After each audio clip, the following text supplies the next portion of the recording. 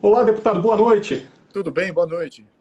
Tudo ótimo, deputado. Um prazer estar falando com o senhor. Eu sei que o debate na Câmara dos Deputados, de forma geral, né, não só em relação à PEC 32, mas tem sido bem acalorado, o trabalho segue intenso. Obrigado por você disponibilizar um pouquinho do seu tempo ao ranking dos políticos e comparecer para esse debate que é de suma importância para a democracia do Brasil e que vai ditar o futuro, né? Digamos, o futuro econômico também, principalmente do Brasil. Perfeito. Contem comigo para todo debate. Maravilha, deputado. Deixa eu tentar agora o Rudinei. Boa noite, Rudinei Marques, presidente do Fórum Nacional de Carreiras Típicas do Estado. Obrigado por ceder seu tempo também um pouquinho ao ranking dos políticos para debater conosco a questão da reforma administrativa. Obrigado pelo convite, é sempre um prazer tratar desse tema.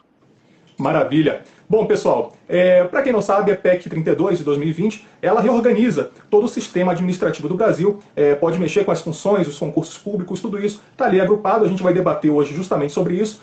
Nosso debate terá 3 blocos. Nós teremos ali perguntas formuladas pelo próprio ranking, o nosso time do ranking dos políticos. Teremos ali uma pergunta de cada debatedor para o outro, né? E no terceiro bloco a gente vai ter 4 perguntinhas ali selecionadas através das perguntas que vocês fizeram pelas redes sociais. Nós tivemos ali pouco mais de 100 perguntas, algumas foram bem parecidas, a gente selecionou aquelas que apareciam mais recorrentemente. Então, já para iniciar, Rudney, primeira pergunta é para ti. Depois a gente tem réplica e tréplica, obviamente. A gente tem um tempinho ali limite, mas o debate a gente não vai fazer aquela coisa engessada, né? A gente vai deixar livre até para. Mas se ultrapassar um pouquinho o tempo, aí eu chamo a atenção, eu corto, enfim, eu explico a vocês e chamo a atenção. Rudney, a primeira pergunta é para ti. A proposta da reforma administrativa prevê a eliminação de alguns institutos do ordenamento jurídico, como a licença-prêmio e férias superiores a 30 dias, assimilando o emprego público ao regime privado. Isso não seria uma melhoria para as contas públicas de forma geral? Bom, cumprimentar a organização, o ranking dos políticos, deputado Luiz Felipe, né, aqui presente, e os internautas que nos acompanham. Em primeiro lugar, nós temos que esclarecer que essa não é uma reforma administrativa, né? É uma reforma de RH mal feita, né? E tem um artigo muito bom sobre isso no Estadão, agora do final de semana, escrito pelo ex-presidente do Banco Central, Armínio Fraga, o Carlos Ari Sundfeld e a Ana Carla Brão, que mostram isso com todas as letras, né? Então, sim, são feitos alguns ajustes ali de RH, mas eu sempre lembro que a União já não tem mais esse tipo de vantagem, benefício, há mais de uma década, né? Então, do ponto de vista do Serviço Público Federal, inclusive a exposição de motivos da PEC não aponta R$ 1 de economia, né? E muitos estados, pelo que a gente sabe, também já eliminaram essas rubricas. Então, é importante a gente acentuar esse ponto, né? A reforma, ela promete muito e entrega pouco em relação a tudo aquilo que ela diz que vai fazer, né? E espero que tenhamos tempo para tratar mais desses assuntos ao longo do diálogo. Com certeza, as perguntas elas são bem esmiuçadas e eu acho que a gente vai abordar de uma forma geral todos os temas. Sua réplica agora, deputado. Bem, eu acho que aqui é uma questão de percepção. Eu acho que o benefício imediato que essa PEC dá é visibilidade futura de poder agir nos custos, na estrutura de custos do Estado. Não é só da questão da União, mas de todas as entidades federativas. Temos que entender que a estabilidade, né, que está em jogo aqui, efetivamente, não é um direito. Então, não é um direito do servidor. Isso não está na Constituição. Isso é só uma prática e é uma interpretação aí da Constituição por alguns lados mais ideológicos que pressupõem que essa estabilidade seja que exista, etc. Mas se você não tem estabilidade, então o que você tem na contrapartida? É a flexibilização, é a possibilidade de poder ajustar a máquina pública de acordo com a arrecadação. E é exatamente esses buracos, essas discrepâncias, onde você tem uma diminuição da atividade econômica, tem uma queda da arrecadação, e você não pode fazer ajuste na máquina pública, aí você cria outro tipo de problemas financeiros, macroeconômicos, estabilidade da moeda, estabilidade fiscal. Então tem todo desencadear que a população termina a pagar por isso de uma maneira ou de outra. E eu acho que a conscientização da população em torno disso, eu acho que está crescendo. E eu acho que o benefício sendo a questão de visibilidade, de você ter um poder gestor, poder organizar os seus tributos, organizar até uma redução tributária. Você não consegue reduzir tributos, você não pode ter um vislumbre no futuro de poder reduzir a máquina. Então, eu acho que o benefício da PEC é esse. Rudinei, sua tréplica. Ora, é um bom momento para discutirmos estabilidade, né? Nós vimos recentemente o delegado da Polícia Federal, Alexandre Saraiva, lá no Amazonas, né, denunciar o presidente, o ministro do Meio Ambiente, né? E ele só fez isso porque tinha condições de exercer com plenitude as suas atribuições, as suas prerrogativas. Nós vimos também, ao longo desse governo, um episódio triste, né, com o fiscal do IBAMA que multou o presidente da República, e se não tivesse a estabilidade, ele estava na rua. Quer dizer, a estabilidade ela é uma garantia da sociedade de que o servidor público ele vai exercer com plenitude as suas atribuições, as suas prerrogativas, independentemente do governo que for, seja de esquerda, de direita, de centro, o servidor público é um defensor do Estado brasileiro. E assim tem que ser. Agora, é bom dizer que a estabilidade não é um valor absoluto. Nós sabemos que a estabilidade é relativa, que o servidor que comete malfeitos, ele tem sido, inclusive, expulso dos quadros da administração pública, como provam os números da Controladoria Geral da União, que já afastou do serviço público mais de 7 mil servidores de 2013 até aqui. Então, bom, na continuidade, espero que possamos debater também o número de servidores públicos no Brasil, que é muito pequeno em relação às médias internacionais. Nós vamos chegar lá, e coincidentemente, a próxima pergunta, que é dirigida ao deputado Luiz Felipe de Orleans e Bragança, acaba pegando o gancho dessa última parte do debate, né? Deputado, os atuais servidores deveriam perder a estabilidade na reforma administrativa? Olha, por uma questão política, não, porque você tem um lobby dos funcionários públicos, atuais funcionários públicos, de partidos que são eleitos especificamente por esse lobby, e você tem vários deputados, bancadas de deputados que representam os funcionários públicos. Então, do ponto de vista pragmático aqui, de ter voto para que a PEC passe, obviamente que não. Agora, se for afetar aqui funcionários futuros, funcionários do futuro, eu acho que aí o apoiamento político, ele já começa a ser um pouquinho mais no mérito da discussão, né? Começa a entrar um pouco mais no mérito efetivo da discussão e menos fisiológico quando se trata dos atuais funcionários públicos. Então, é meramente por uma questão política. Agora, se você for me perguntar, no mundo ideal, deveriam entrar? Na minha opinião, sim. Né? Porque estamos passando aqui por um período de recessão que perdura desde os anos Dilma, né? E ainda não saímos disso. Temos déficit fiscal, né? A gente pode entrar no mérito do que é o déficit fiscal, despesa primária, né? Por que a gente não equilibra contas no básico, né? Precisamos explicar essa contabilidade para as pessoas, que é mínima. Acho que isso todo cidadão precisa aprender isso, né? Receita menos despesa não está equacionado até no nível mais primário que existe, que envolve aí o pagamento de pessoal, previdência. Então, se a gente não equilibra no primário, significa que todo o resto a gente tem que financiar. É por isso que fiscalmente a gente arrecada aí 1,4 trilhões de reais da economia, só que emite quase mais que o dobro em títulos para se financiar. Então a gente está pegando em dívida para poder financiar todo o resto, que são despesas obrigatórias também. Então, a gente tem que entrar nesse aquisito do que é despesa obrigatória, despesa primária.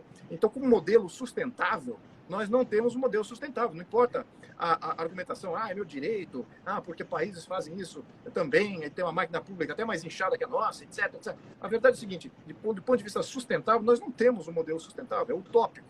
E é por isso que temos esses problemas de ter que fazer reformas a cada 5 anos, 10 anos, e são reformas extremamente, eu diria que instabilizadoras do sistema econômico e certamente do sistema político. Então não quero me delongar aqui, porque eu acho que o debate que é válido, a gente pode fazer uma troca mais rápida. Desculpe aqui pelo tempo.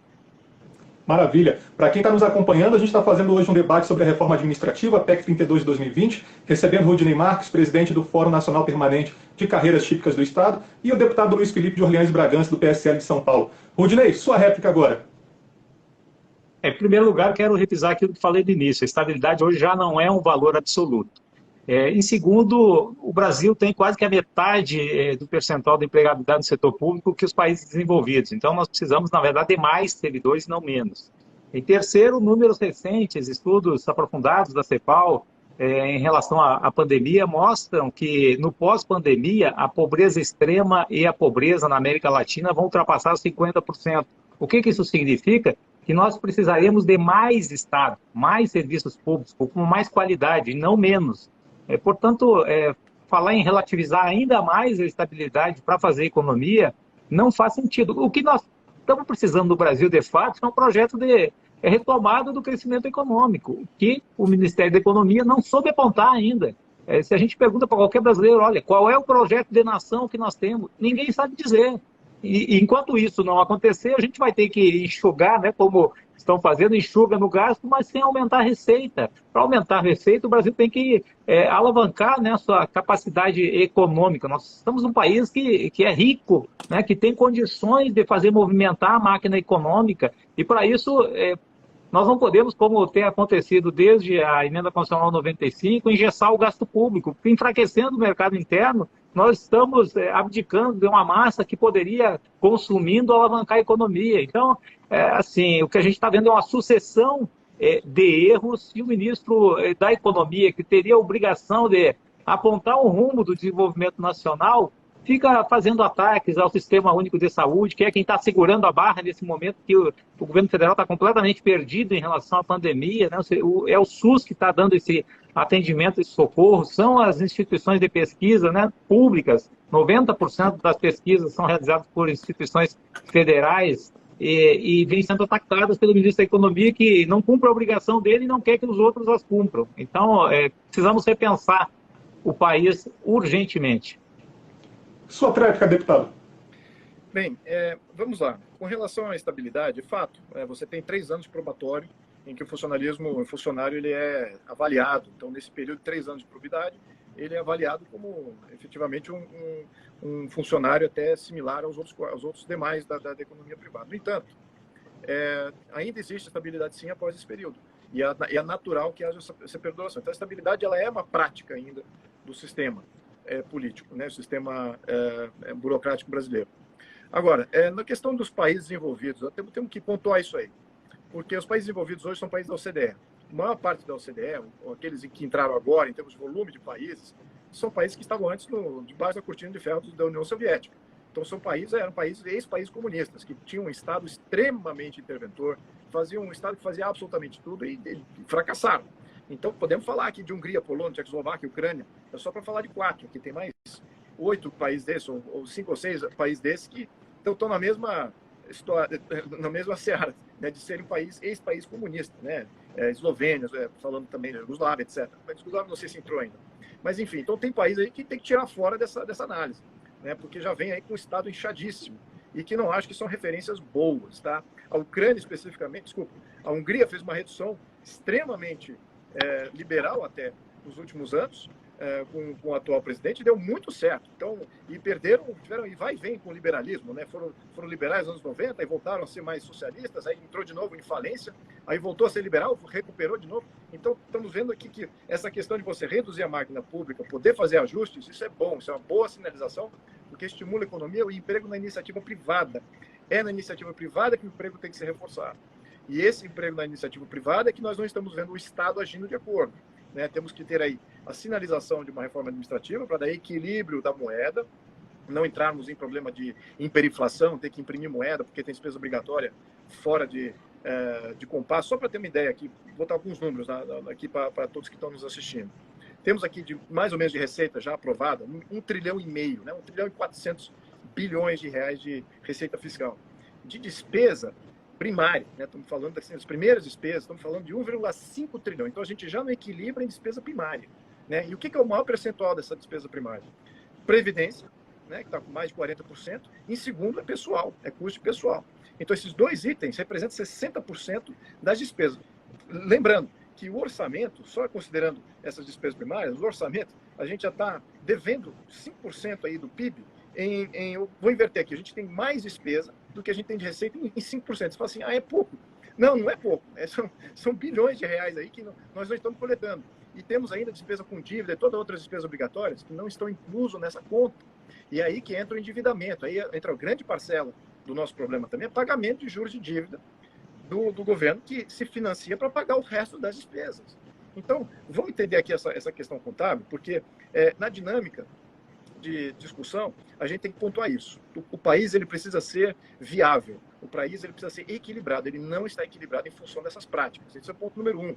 Ponto número 2, vamos falar de serviço público, vamos falar de qualidade de serviço público, considerando aí que estão pagando por quase 10% das despesas do pessoal inativos, né? São pessoas que não estão contribuindo com o serviço público. Então, vamos entender que é o seguinte, em que a estabilidade melhora o serviço público? Essa que é a grande questão. A estabilidade vai dar um melhor serviço público os países envolvidos, eles todos praticam a estabilidade? Eu acho que em um momento ou outro, em alguma parte, talvez judiciário, talvez a parte das polícias, há sim algumas coisas de estabilidade para alguns desses países. Agora, não é uma prática generalizada. Então, existe flexibilização de pontos porque a estabilidade fiscal do país, ela é primordial. Se não haver estabilidade fiscal, gera inflação, que aí é a mesma coisa que você roubar do trabalhador. Enfim, não quero me estender aqui com esses conceitos, mas esses dois pontos são fundamentais. Equilíbrio fiscal e também combater essa premissa de que a estabilidade equaciona no melhor serviço público, que é isso que está sendo debatido. Maravilha. Rudinei, próxima pergunta é sua. Essa pergunta a gente recebeu bastante, inclusive, mas também, como foi selecionado pelo time do ranking, a gente acabou incluindo nesse primeiro bloco. Em sua opinião, militares, juízes, promotores e políticos deveriam entrar na reforma administrativa? Olha, como eu falei, nós temos uma reforma de RH, né? Se for uma reforma de RH, cada poder tem que encaminhar a sua, né? Porque tem alguns empecilhos constitucionais. Nós estamos publicando, por conta do nosso trabalho no Fórum das Carreiras do Estado, que reúne 37 associações e sindicatos, representa aí mais de 200 mil servidores, uma série de cadernos da reforma administrativa. E um deles, que vai sair na próxima semana, é a militarização da administração pública. Vocês observem que nós saímos do governo Lula de 960 militares empregados em cargos civis da União para mais de 6 mil neste momento. E se nós somarmos outros vínculos, parentes e amigos de militares, esse número ultrapassa as 2 dezenas de milhares. Quer dizer, podemos encaminhar ou entregar a gestão pública civil para militares. Eu acho que os militares têm que ser reconhecidos, qualificados, prestigiados, mas nas Forças Armadas, né? E a gente não pode esquecer que já na reforma da Previdência eles tiveram ganhos, né? Foram poupados, tiveram ganhos da reforma da Previdência, mas esse assunto de RH das Forças Armadas tem que ser tratado, um capítulo à parte, pode ser encaminhado né, o Ministério da Defesa e os comandantes das forças julgarem que precisa fazer uma reforma, né? Da mesma maneira, aí, o Judiciário e o Ministério Público, o Legislativo está parcialmente, assim como o Judiciário está parcialmente e o Ministério Público parcialmente na reforma. Eles não estão totalmente afastados. Por exemplo, nós temos os servidores do Judiciário estão na reforma, os servidores do Ministério Público também estão, assim como os do Legislativo, os membros de poderes políticos que estão fora, né?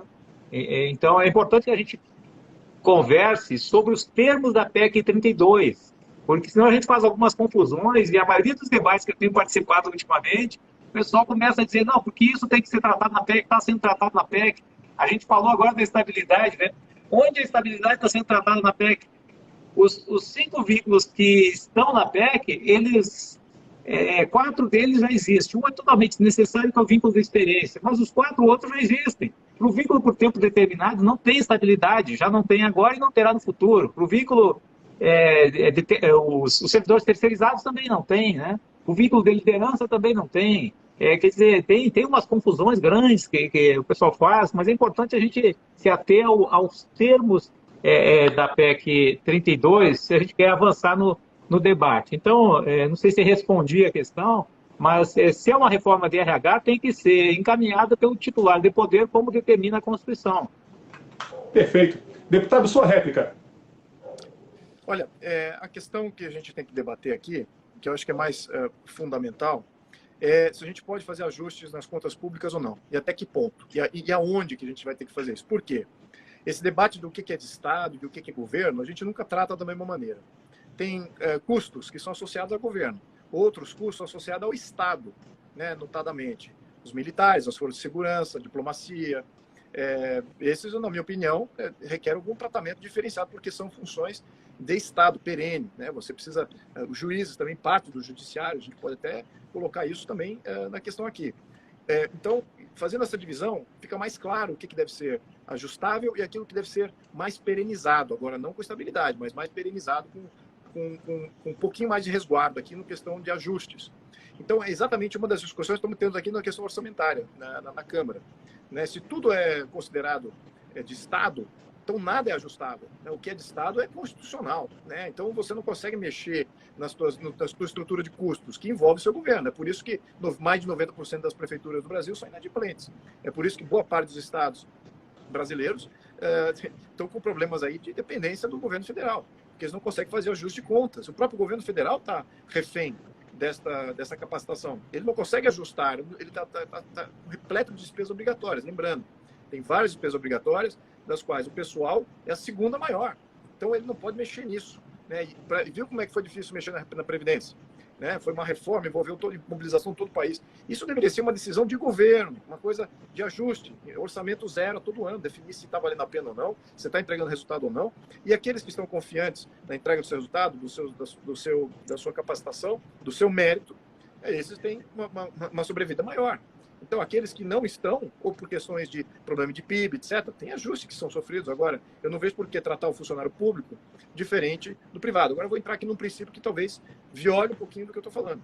Né? Apesar de que eu acho que tem que fazer uma distinção entre o que é de Estado e o que é de governo, e onde pode ser permitidos ajustes mais livremente e onde não, eu sou favorável, sim, que os militares e que o Ministério Público e que os juízes, sim, eles entrem aqui para compor. Eu acho que talvez seja uma das coisas que não está entrando nesse debate e também não nessa PEC, não está sendo tratado, é algum desses privilégios que existem e distorções que existem nesses outros setores, sim. Então aqui eu faço voz junto com os demais aí que estão reclamando com relação a manter alguns privilégios aí do judiciário. Concordo perfeitamente. Agora, que não podemos ajustar a conta pública, é isso aí, porque a estabilidade tem aí um valor mágico de dar uma eficiência incrível, vamos ter que pontuar isso aí. Eu acho que em alguns momentos a gente pode até discutir que alguns agentes de segurança, alguns agentes do judiciário possam ter uma proteção maior. Agora, que você, como praxe, todo funcionário público está blindado e é diferenciado do funcionalismo da iniciativa privada, eu acho que isso é um erro de premissa muito grave. Aliás, eu acho que isso vai mitigar as poucas maneiras que tem para se tornar o serviço público brasileiro ainda mais eficiente no nível que se vê dos países envolvidos, que já têm essas possibilidades de poder agir mais livremente nessas questões de reduções de quadros. Né? Então, eu acho que também é um fator de motivacional, é um fator de incentivo e um fator de manter ali a entrega de serviço sempre em alta. Maravilha. Rudinei, sua réplica. Em primeiro lugar, assim, dizer que um dos grandes problemas do país são os juros ainda, que a gente, apesar de hoje estarmos praticando uma taxa que é a menor da história, né, ainda tem aí um passivo contratado a juros mais altos e o país acaba aplicando muitos recursos na rolagem, no pagamento de juros e amortizações da dívida. Né, uma das maiores despesas da União. Só em terceiro lugar vem o funcionalismo. Né? Agora, na Previdência já houve um ajuste. Aliás, quando houve o ajuste na Previdência, valia a referência da OCDE. Né? Agora, os defensores da reforma, né, dizem, não, a OCDE não deve ser utilizada como parâmetro para a reforma administrativa. Mas para a reforma da Previdência foi parâmetro. Né? Mas o que eu queria dizer é o seguinte, se tem que cortar, né, no serviço público, tem que dizer onde tem que cortar. Porque eu estou no serviço público há mais de 30 anos, tenho visto, né, um esgotamento do quadro de pessoal. Hoje, na União, eu quero enfatizar esse dado, nós temos na União hoje menos servidores do que tínhamos em 1991. Em 91 nós tínhamos em torno de 670 mil servidores civis, hoje temos menos de 600 mil. Quer dizer, num período em que a população cresceu 35%. Por isso que acontecem coisas como no INSS, que no ano passado estava com 2 milhões de benefícios atrasados, as pessoas morrendo nas filas não eram atendidas. E me parece que até algo, né, proposital, para não pagar o benefício, você não contrata pessoal, porque os órgãos de controle vinham anunciando há 5 anos que era necessário contratar pessoal para o INSS. Mas assim, se tem que reduzir, eu quero que os defensores da redução me digam o seguinte, onde vai reduzir? Porque eu tenho visto carência de pessoal na segurança pública.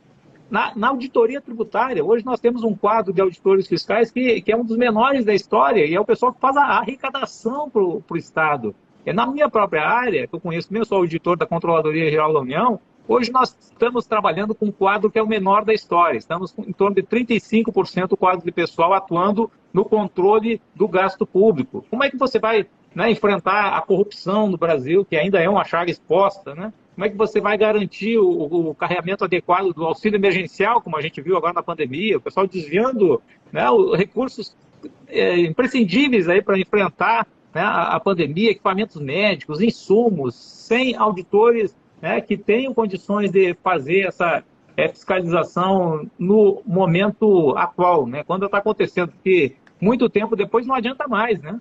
O dinheiro vai embora e o serviço deixa de ser prestado. Mas é importante dizer o seguinte, se tem que reduzir pessoal, onde? Né? Eu não vejo como reduzir pessoal na área tributária, na área de segurança, na diplomacia. Nenhuma das carreiras que eu conheço, eu vejo inchaço, né? Pelo contrário, quase todas estão com carência de pessoal e isso é um mau sinal. É um sinal que nós não vamos conseguir dar conta do país que vai ter que enfrentar toda essa crise decorrente aí da pandemia. Nós vamos precisar, repito, mais Estado e não menos. E para isso vamos precisar mais serviço público e servidores mais qualificados.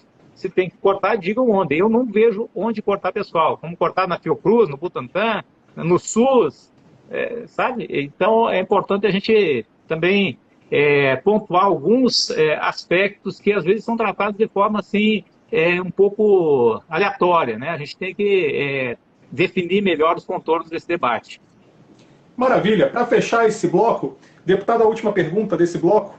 Acabar com a estabilidade de futuros servidores não os deixará suscetíveis a assédios, pressões e perseguições políticas? Olha, eu acredito que não. Agora, o que eu preciso pontuar aqui, a gente precisa separar o que é de Estado e o que é de governo. Então, você vai me falar que os funcionários públicos do setor de saúde vão estar sofrendo assédio, os funcionários públicos do setor de educação vão sofrer assédio político. Então, qual que são os mais suscetíveis a ter um assédio político? Né? Sobretudo aqueles que lidam com combate à corrupção, judiciário, força de segurança. É aí que cabe a distinção. E nem todos desses segmentos vão sofrer assédio também. Um PM que trabalha ele vai sofrer assédio político nas suas ações, ele está privado até de suas ações. Acho que a reforma aqui, administrativa, ela permite governos a fazerem ajustes. Isso é importante. Uma coisa que está me chocando um pouquinho é a falta de casamento aqui dos impactos. Né? Você vê na questão do nosso demonstrativo de resultado, está tudo casado ali. Se você tem juros altos, se você tem uma dívida alta, se tem juros altos, é porque o mercado, aquele que financia o governo, ele olha para o governo e vê que há risco de não pagamento das suas dívidas. E por que há risco de não pagamento das dívidas? Há risco de não pagamento de dívida por quê? Porque não há controle de custos, não há como fazer controle de custos. Então, só de permitir que haja esse controle de custos, aí cabe ao bom gestor fazer esses contrapontos. E vamos ver aqui, o funcionalismo público, ele tem uma discrepância muito grande na região. Tem regiões que têm baixo funcionalismo público per capita, onde há uma livre iniciativa, bem pujante, não há necessidade do estado do sul-sudeste, empregam menos per capita do que norte e nordeste. Norte e nordeste tem aí uma presença muito maior do estado. Então, vamos tornar o estado ainda maior no norte e nordeste, essa que é a premissa aqui, ou permitir que isso... E qual o impacto que isso vai ter na Previdência? E qual o impacto que isso vai ter nos juros? Não estão relacionados as coisas? Essa falta de casamento dessa narrativa contrária a qualquer ajuste do funcionalismo público é um pouco que choca qualquer administrador, porque se você tem que fazer a administração, significa alocar de acordo com as suas necessidades. Então, você imagine que nós agora estamos iniciando, todo ano, com mais de 90% das despesas são obrigatórias, em que nenhum governador, nenhum presidente, nenhum prefeito pode mexer nelas. Aí você fala, então, agora vamos travar isso para sempre. E olha, vamos colocar o Fundeb aí, vamos colocar os professores. Agora os professores são blindados, vai ter tributo e alocação já blindado, ninguém mexe. Agora vai entrar o SUS, vamos entrar o tributo e a alocação para o SUS já blindado. Aí vamos pegar os programas assistencialistas, vamos blindar eles com Constituição. Ninguém mais mexe nos funcionários, ninguém faz ajuste nenhum. Aí você vai me perguntar, como é que você vai governar? Com 100% do teu orçamento, completamente travado em Constituição, na mão de burocrata, na mão de juiz, fazendo uma alocação por ADI, de uma mandata aí de um partido minoritário. Isso é democracia? É isso que você elege o presidente para fazer o quê? Fazer gestão. Você elege um governador para o quê? Fazer gestão. Mesma coisa com o prefeito. É por isso que eles estão incapacitados de gerir. Essa que é o travamento geral da máquina pública que existe no Brasil. Então aqui estamos falando de uma coisa que é básica para você fazer o ajuste. Aonde que vai acontecer esse ajuste? Você vai me perguntar aqui. Eu posso enumerar aqui num plano de governo, dependendo se for o governo do Estado ou o governo federal, podemos passar algumas horas debatendo isso. Agora, o princípio é o que vale. É você poder fazer ajustes, você dá ao governante que você elegeu democraticamente o poder de fazer ajustes e a alocação comensurável à necessidade. Alguns bairros precisam de saneamento, outros não. Alguns bairros precisam de creche, outros não. Você aloca conforme as necessidades. Agora, se você trava isso burocraticamente e o funcionalismo já está associado a todas essas entregas, você vai estar entregando coisa que nem, às vezes, algumas áreas não precisam. Ou você vai estar custeando áreas que às vezes não está no momento ainda de ter uma máquina pública do tamanho que está sendo oferido constitucionalmente. Esse que é o grande erro. O modelo é insustentável. Ele tem que ser subsidiário. Vamos lembrar que essa palavra é linda, é um conceito bonito. Subsidiário. O Estado ele é subsidiário às necessidades da população brasileira. Não é o Estado que determina, não. É a população brasileira, a sociedade brasileira, são seus eleitos que definem quais são as prioridades. Não é a burocracia, não. Vamos tirar poder deles e vamos entregar mais poder para aqueles que a gente elege democraticamente. Esse que é o ponto aqui, que é fundamental. Rudinei, e aí? O que você pensa? Sua réplica. Olha, o princípio da subsidiariedade foi inserido, né, na PEC de forma um pouco enviesada, mas nós sabemos que em países cuja desigualdade é muito grande, como no caso do Brasil, é o Estado, sim, que tem que dar conta, né, dessa massa que hoje sequer tem condições de conseguir um emprego, né? Nós estamos falando aí de 70 milhões de brasileiros que estão no desalento, no desemprego, na informalidade. Quer dizer, se o Estado não é forte o suficiente para estender a mão, sendo um Estado rico como é o Brasil, então o princípio da subsidiariedade é um erro que está na Constituição, importado da Constituição chilena, e os chilenos estão tendo que rever a Constituição agora, porque ela não deu certo, né? E por outro lado, assim, o que a gente vê que está errado na condução da política econômica, o ministro Paulo Guedes não soube, né, até agora mostrar um caminho de retomada do desenvolvimento, é que estão apostando dobrado no corte da despesa, né? Isso já aconteceu na emenda constitucional 95, na reforma da Previdência, na reforma trabalhista, tirando, né, dinheiro do bolso do trabalhador, que é aquele que movimenta a economia. Por que nós não temos uma política industrial robusta? Nós estamos com uma indústria que tem uma defasagem de 40 anos. Né? Um parque industrial sucateado. Qual é a política industrial que nós temos hoje no Brasil? Né? O que o ministro Paulo Guedes tem apresentado, né, para renovar o nosso parque de máquina, para conseguir, né, retomar um caminho de industrialização. Pelo contrário, a gente está vendo uma desindustrialização. Então, se nós não pensarmos no lado da receita, como alavancar a economia, e o Estado tem um poder muito grande para fazer isso, nós não vamos resolver o problema do Brasil olhando para a despesa e tirando dinheiro do bolso do trabalhador. Deputado, sua réplica para fechar esse bloco. A reindustrialização do Brasil, ela tem que ocorrer pela iniciativa privada. O sistema tributário está aí para roubar da iniciativa privada, levar para o Estado na premissa de que o Estado é o melhor utilizador da poupança do trabalhador para criar emprego, que não é. Quem mais cria emprego são as pequenas empresas, as pequenas indústrias, aqueles que prestam pequenos serviços. Esses é que tem que ser os grandes aqui empregadores e aqueles que vão tirar o Brasil dessa situação de desemprego e passar a uma situação mais próxima ao pleno emprego. É a livre iniciativa. Não é sustentável o Estado fazer emprego, o Estado empregar, fazer emprego artificialmente, porque ele necessita de uma economia robusta, forte, livre, que capacite aqui o gerador de renda, primeiro, a ficar com a sua renda, a ficar com a sua poupança, a criar mais negócios, a criar mais ideias e empreender, que isso é bom, que isso incentive mais empreendedorismo. Então, o Estado não está com essa missão, infelizmente, no Brasil. O Estado é um Estado paternalista que cria tudo. Ele que tem que fomentar o emprego, ele que tem que fomentar a indústria. O Estado precisa sair do caminho, ele precisa liberalizar.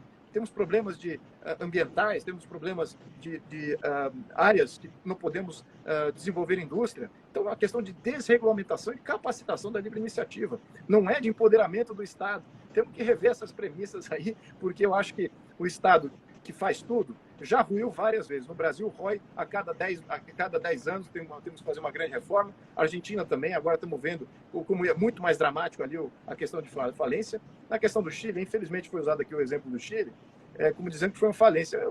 É um caso de sucesso, temos visões completamente contrárias. O IDH do Chile é o mais alto da América Latina, é considerado o país desenvolvido da China, mas por uma mobilização política infeliz que aconteceu nos últimos anos na Argentina, eles querem adotar uma Constituição similar à do Brasil, que vai importar todos os problemas que o Brasil tem agora. Estamos reformando o que o Chile ainda vai, no problema que o Chile ainda vai entrar. Então, veja que isso temos que mitigar esse tipo de narrativa de que o Estado é bonzinho. O Estado não é nada bonzinho, o governo nunca faz nada por ninguém, a burocracia nunca faz nada por ninguém. A solução é a sociedade se mobilizando e livre iniciativa privada assumindo isso. Os estados que permitem isso mais, têm mais sucesso, garantem maior IDH, maior renda. Aí você fala, mas e os incapazes? Esse que é a chave. Eu acho que no mundo desenvolvido hoje, os incapazes, sim, a gente pode até pensar aqui em algumas alternativas pontuais, né? Pontuais e não permanentes, para lidar com aqueles que são incapazes. Quem são os incapazes? Os idosos, as crianças, aqueles que não têm capacidade alfabética para poder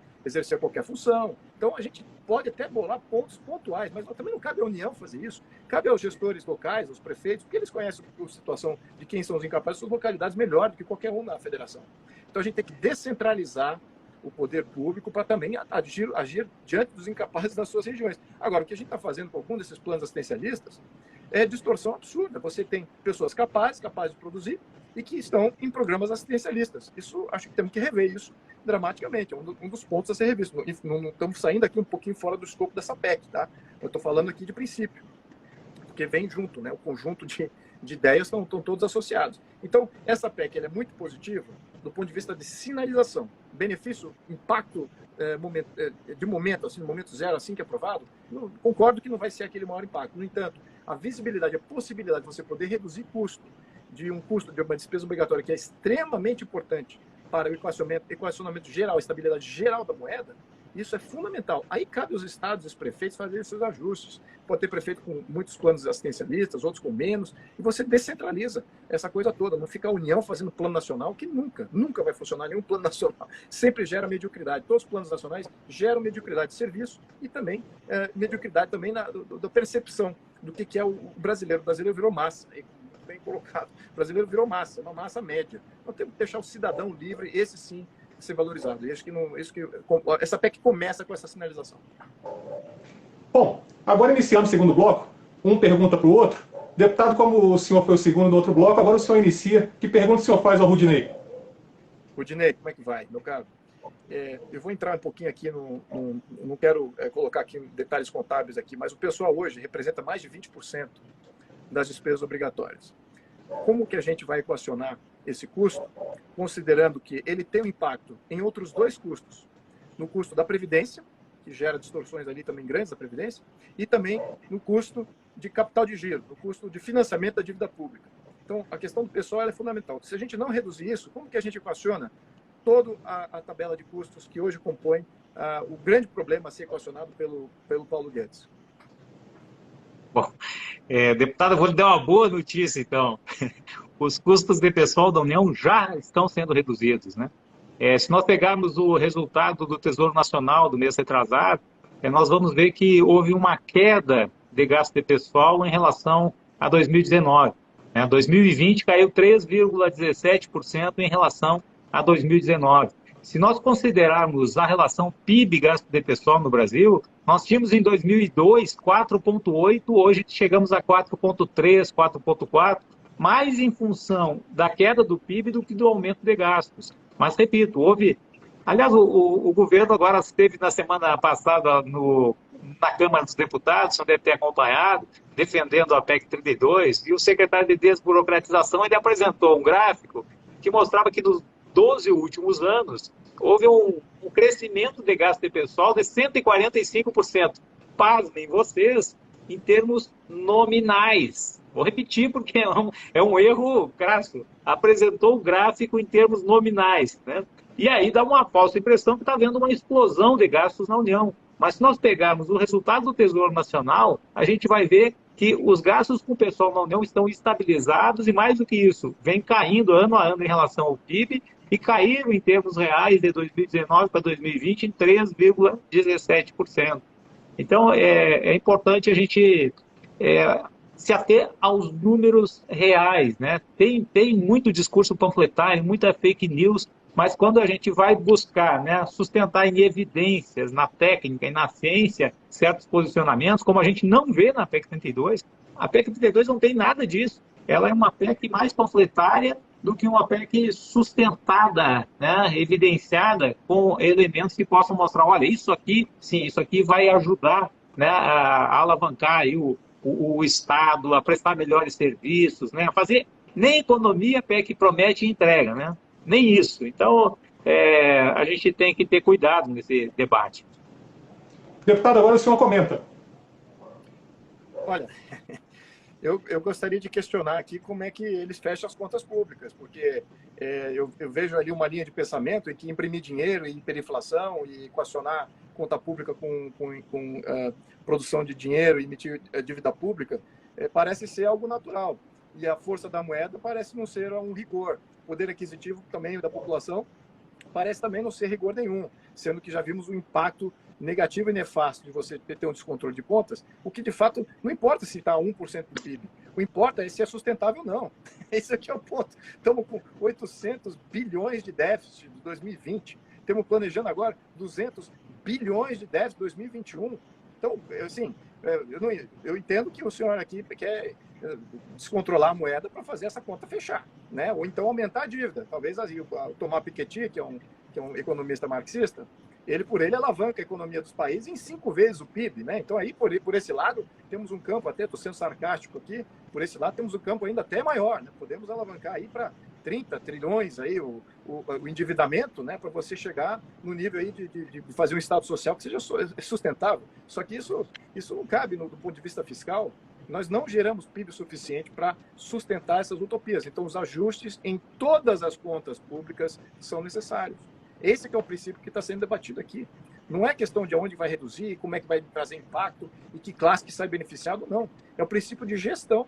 Se você não consegue gerir um Estado com as boas práticas administrativas, gostaria que o nosso amigo me falasse qual é a empresa, das maiores empresas do mundo, qual é a empresa, as maiores empresas do mundo que tem a mesma condição que o funcionário público com estabilidade. Absolutamente nenhuma, já respondo, não preciso também expor aqui essas questões. Então é isso, é trazer as boas práticas administrativas para dentro do funcionalismo público, para dentro da administração pública. Sem dúvida que esse debate já está gerando resultados.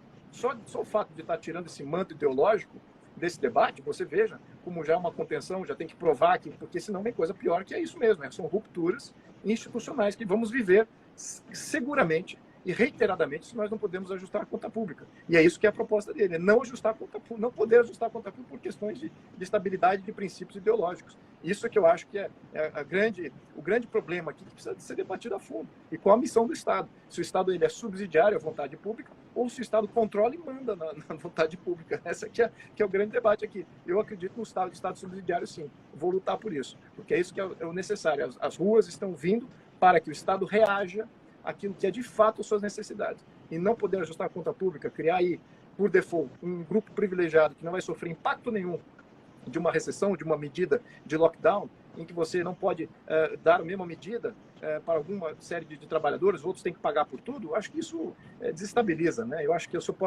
a favor da estabilidade fiscal, estabilidade social e econômica. Então, precisamos fazer ajuste em todas as contas públicas. Rudinei, agora o senhor que pergunta ao deputado Luiz Felipe. Sim.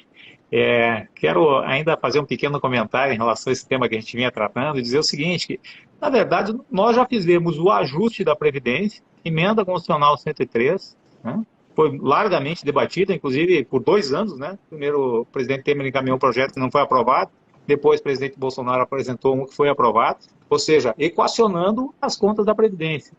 As contas de pessoal, né, da folha de pagamento, ao menos da União, que eu conheço mais em profundidade, também já está equacionada. Emenda Constitucional 95, teto de gasto, Lei Complementar 173, agora a PEC 186, que foi recentemente aprovada, Emenda Constitucional 109, congelando salários que já estavam congelados desde 2019, 20% dos servidores, desde 2017, 80% dos servidores não têm reposição desde 2017, e é por isso que nós temos um decréscimo de gasto de pessoal em termos reais. Quer dizer, já equacionamos Previdência, já equacionamos a folha da União, talvez tenha chegado o momento de nós chamarmos os credores da dívida pública e fazer o ajuste com eles também, né? Aí estaríamos equacionando as 3 grandes despesas da União. Mas, deputado, vamos à questão. Eu falei que a gente tem que debater em termos, né, concretos a PEC 32. No seu entendimento, qual é o melhor mecanismo proposto da PEC em relação ao serviço público brasileiro? O que ajuda, o que melhora, o que proporciona ao Estado prestar mais e melhores serviços ou fazer alguma economia? Porque, assim, nós estamos debatendo esse assunto há 8 meses e eu vou dizer, conversando com os maiores especialistas, nós publicamos 400 páginas sobre a PEC 32, né, e continuamos publicando mais textos com pesquisadores altamente capacitados. Ninguém vê nada que preste na PEC 32, como foi o caso que eu citei no início, do ex-presidente do Banco Central, Arminio Fraga, do jurista Carlos Arisson de Ferro, Ana Carla Branco, publicaram, né, no Estadão agora no final de semana, dizendo, olha, essa PEC é inservível, vamos para medidas infraconstitucionais que nós temos mais chance de fazer alguma coisa que preste. Assim, eu sei que nos colocaram numa posição meio ingrata, né? Eu como contra a reforma, sou a favor, mas eventualmente eu sou a favor de melhorias, o senhor pode ser contra alguma coisa que esteja realmente errada e que tenha que mudar, né? Mas eu queria lhe perguntar assim, o que o senhor vê na PEC que é realmente útil para o futuro do Brasil? Bom, eu acho esse debate útil ao Brasil. Eu acho esse debate fundamental. Posso concordar com o fato aqui de você, e eu estou ali como deputado, tenho aprendido muito como legislador, e se é uma coisa que eu estou percebendo, é que o veículo, primeiro que a Constituição ela já é demasiadamente complicada, e você escolher o melhor veículo, o melhor mecanismo de pontuar mudanças constitucionais é também uma arte, é muito complicado, e a verdade é que muitas vezes, e acho que a maioria das vezes, não há nenhuma medida lá que eu votei a favor até, que eu estava satisfeito. Nenhuma delas. Eu posso enumerar todas que eu votei a favor, eu poderia enumerar problemas no mecanismo, o veículo, o conteúdo dela. Então, você está me pontuando aqui uma coisa que é quase que um default. Eu estou sempre frustrado com a qualidade de todos os documentos apresentados, quase sempre. Então, o que eu vejo de positivo? É esse debate aqui. Sinceramente, é poder expor essas ideias. Sem uma plataforma de discussão que foi adiante no trâmite jurídico, o debate nunca vem à tona. Fica uma coisa extremamente técnica, ou é muito confusa, e aí acabam fazendo um jeitinho, um acordão entre os partidos, acaba nem indo a debate. Agora, como se trata de um tema que eu acho que tem uma amplitude e envolve também uma série de ideologias e premissas, e talvez desconhecimento de como é que seriam as alternativas do modelo atual, né? Acho que o debate disso é fundamental. Então, eu estou aqui unido com você que o mecanismo pode ser melhor. Tá? Vamos concordar aqui que o mecanismo sempre pode melhorar. Agora, eu acho que o debate, sim, ele é fundamental. Eu não veria outro momento para debater. Também reforma tributária, quer entrar aqui numa outra seara? Reforma tributária. Pô, eu só estou vendo proposta ruim. Agora, o debate está sendo fundamental.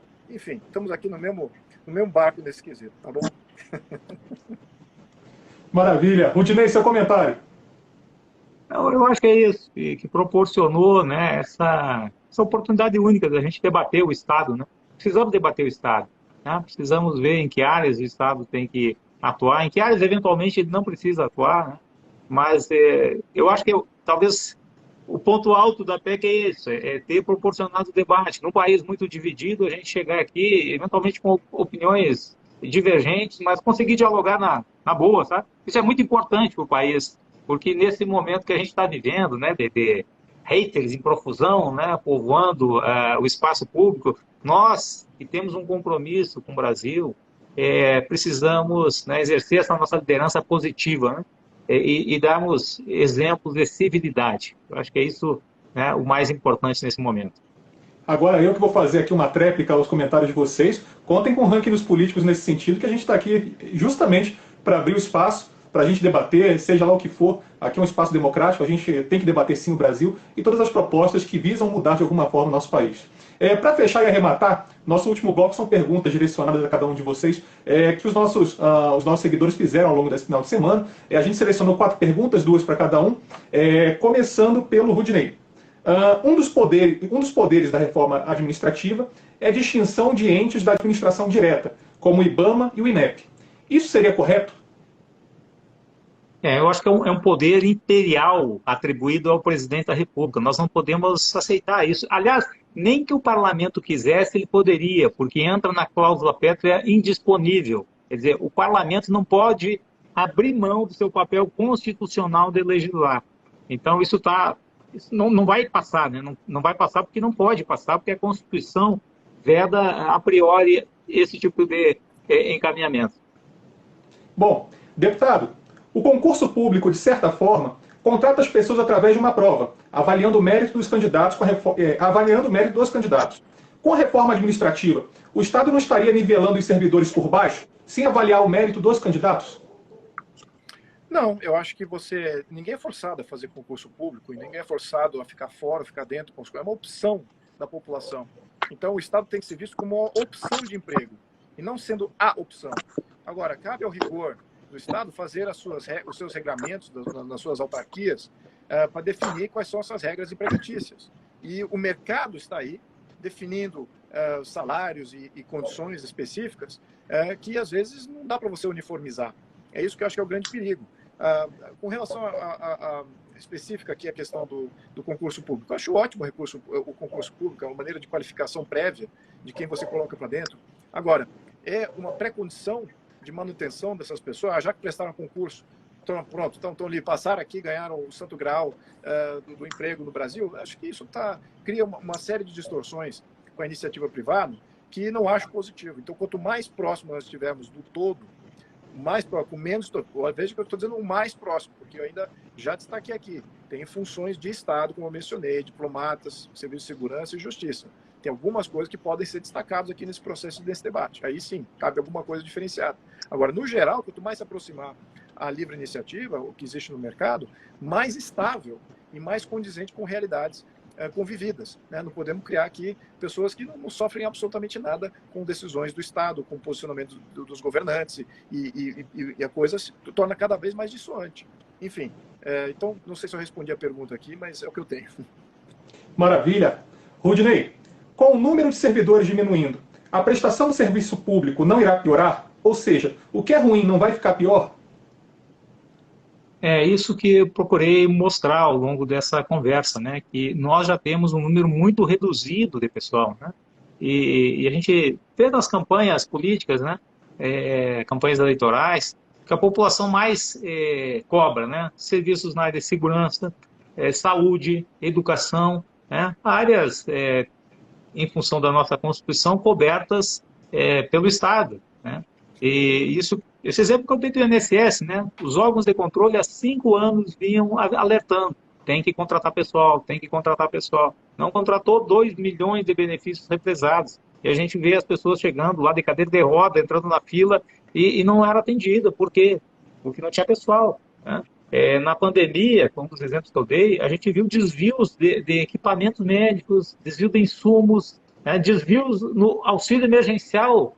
Como é que se combate isso? Um servidor público fiscalizando a aplicação do recurso público dos entes federados. Ou seja, nós corremos o risco de termos apagões em várias áreas. Eu citei aqui também a área da arrecadação tributária, está com uma carência imensa de pessoal, né? A fiscalização do trabalho, uma carência para fiscalizar trabalho escravo, sabe?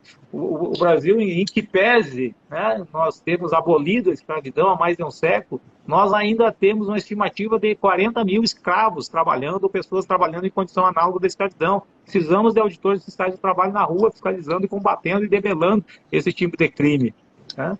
E várias outras áreas. Eu poderia ficar aqui a noite toda dando exemplos de que, se nós não fortalecermos o Estado, sobretudo no pós-pandemia, nós vamos chegar a uma situação muito grave de crise sem precedentes no país, porque, enfim, são os números da CEPAL. Pobreza extrema e pobreza na América Latina vão ultrapassar 50%. Em 2019, eu estive na reunião anual da Organização Internacional do Trabalho. O grande debate entre governos, empregadores e trabalhadores era a questão de fomentar a política de empregos, porque o mundo todo está carente de empregos. Então, aquele discurso, né, de que a pessoa é saudável, não trabalha porque não quer, não é isso que o mundo vive. O mundo vive a necessidade de se criar, né, áreas ou estimular políticas de geração de emprego e renda. Então, e para isso tudo, nós precisamos de um Estado forte, para dar conta, né, de todos os desafios que já estamos vivendo e que vão se intensificar nos próximos anos. Bom, para fechar a última pergunta da noite, deputado, o Brasil passa por uma catastrófica situação fiscal. É justo culpar apenas os servidores públicos por isso? Teria alguma outra proposta para melhorar essa situação? Claro que não é justo só culpar o funcionalismo público do Brasil. No entanto, não podemos negar os impactos diretos que eles têm em termos de volume geral e indiretos que eles têm em outras contas e despesas obrigatórias, como eu bem apontei aqui na questão da Previdência e também na questão de juros da dívida, como é que isso se relaciona a juros da dívida. Então, é muito importante a gente pontuar isso e espero que outros tenham, com esse debate aqui, aprofundado um pouquinho mais esses vínculos que eu estou trazendo aqui. Também estou pontuando o grande problema de você estar travando o modelo de Estado em Constituição. Isso é prejudicial para as futuras gerações de brasileiros. Isso não é democrático. Vamos ter uma burocracia que estaríamos elegendo governadores, prefeitos e presidentes na expectativa que eles vão efetivamente governar, sem poderem governar, porque mais de 100% do orçamento já está tomado em despesas obrigatórias com o Estado. Então, temos que ter o princípio de poder ajustar todas as contas públicas. Ninguém está falando aqui de acabar com o Estado, vamos reduzir o Estado mínimo. Claro, é o Estado que a população subsidiária ou que a população efetivamente precisa. É isso que a gente está discutindo. Então, existem outros modelos, sim, outras reformas que são necessárias. Que, por exemplo, o sistema tributário, como colocado aqui. Precisamos reindustrializar o Brasil, precisamos gerar emprego no Brasil. Um dos grandes agentes que trabalha contra a capacidade de geração de emprego são dois. Primeiro, volume de tributos que são cobrados à iniciativa privada, o volume, a frequência, a natureza, o fato gerador, tudo isso precisa ser revisto. Todos os tributaristas aí já confirmaram que o modelo brasileiro é o pior do mundo. É o pior do mundo. Então temos que sair desse pior modelo. Estamos com um país difícil de fazer negócio, né? Um dos piores países do mundo para fazer negócio. Então precisamos destravar na parte tributária. Isso é fundamental. Segundo ponto, desburocratizar. Temos que liberalizar a ação dessas empresas. Tem muitas empresas que podem agir mais livremente, indivíduos até que podem fazer coisas nas suas casas, impedidos por legislação. Então, impedidos de trabalhar na sua própria casa, precisam de vistoria, precisam de taxa disso, taxa daquilo. Então, a burocracia, a burocratização do trabalho, ela trabalha contra o trabalho. Então, o incrível é que, no século XX, quem mais matou o trabalho foi o trabalhismo.